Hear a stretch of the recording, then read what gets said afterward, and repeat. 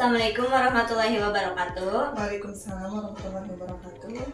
Baik Ibu, di sini saya Novia Rahmawati dengan Ibu siapa? Dengan Ibu Epni Wiryawati. Ibu, terima kasih telah mengizinkan saya untuk mewawancarai Ibu sebagai ahli MC. Untuk wawancaranya kita langsung mulai aja. Ibu sejak kapan Ibu memulai menjadi MC? Saya sejak tahun 2015 ya, sejak dari awal lulus kuliah saya diajak teman ya, iseng-iseng diajak teman-teman saya untuk menjadi MC dan alhamdulillah sampai sekarang. Ibu, menurut Ibu perbedaan MC profesional sama MC pemula itu apa sih? Kalau MC profesional mungkin dia tidak menggunakan teks ya, jadi sudah menguasai sepenuhnya tentang MC dan komunikasinya. Kalau MC yang masih pemula itu biasanya masih menggunakan teks ya, terus dia juga mungkin masih ada rasa gugupnya dan belum percaya diri sepenuhnya. Ya. Teknik vokal apa yang dianggap paling penting oleh seorang MC itu? Tekniknya yaitu yang paling utama adalah komunikasi ya, komunikasi di acara formal baik pun itu non formal.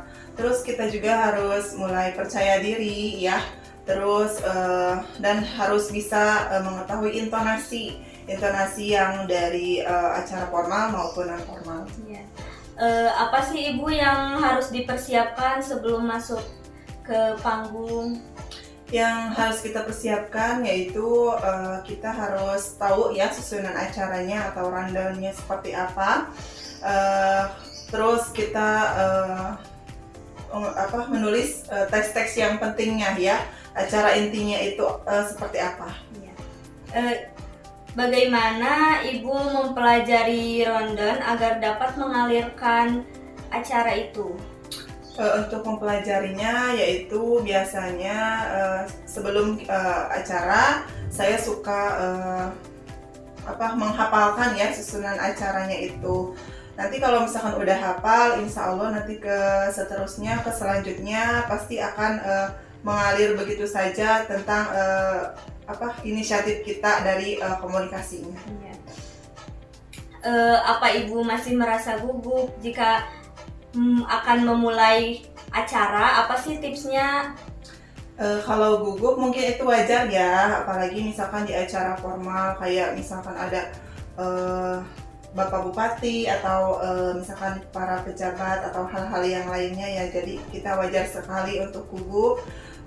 Caranya agar kita tidak gugup itu kita yang tadi bisa mengulang-ulang atau menghafal-hafal kembali rundownnya. Terus selain itu juga kita harus percaya diri. Iya. Apa sih penyebab utama seseorang menjadi gugup itu? Penyebab utamanya mungkin dia tidak atau belum menguasai susunan acaranya misalkan, terus dia tidak percaya diri ya, terus dia juga tidak bisa untuk berkomunikasi. Iya. Sejauh mana etika berbicara berperan profesi MC itu? Etikanya yaitu kalau kita menjadi MC ya, kita itu harus tahu kata-kata apa yang mau dikeluarkan oleh mulut kita ya, misalkan dari tata cara bahasanya harus seperti apa, kan bahasa itu harus sopan ya, kata-katanya juga harus baik ya. Terus kita juga harus percaya diri ya tentang diri kita sendiri. Kita juga harus bisa tahu nih audiensnya seperti apa. Iya. Itu saja. Apa kemampuan yang wajib dikuasai oleh MC pemula? Kemampuannya yaitu tadi yang pertama kita harus percaya diri. Terus kita juga harus menguasai teknik vokalnya ya. Dan juga menguasai inti acara tersebut apa. Apa tips yang paling penting buat seseorang itu menjadi bisa public speaking? Tipsnya yaitu tadi diulang kembali ya, tadi harus percaya diri, terus harus bisa menguasai rundown-nya atau susunan acaranya, terus harus tahu acaranya itu formal tidak, terus non formal tidak, karena untuk formal dan non formal itu akan berbeda ya.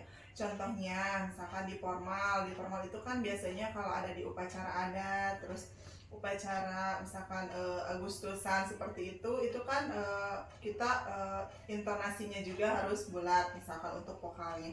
Kalau di non formal itu biasanya misalkan di acara ulang tahun, terus di acara misalkan apa, ada acara yang seperti itu tergantung dari situasinya. Kalau ulang tahun kan menyenangkan ya, jadi kita mengaudiensnya itu kita harus menyenangkan audiensnya atau anak-anaknya misalkan seperti itu. Ibu, sekian dari saya untuk sesi wawancaranya, mungkin sudah selesai. Terima kasih Ibu telah menyempatkan waktunya untuk diwawancarai oleh saya. Iya.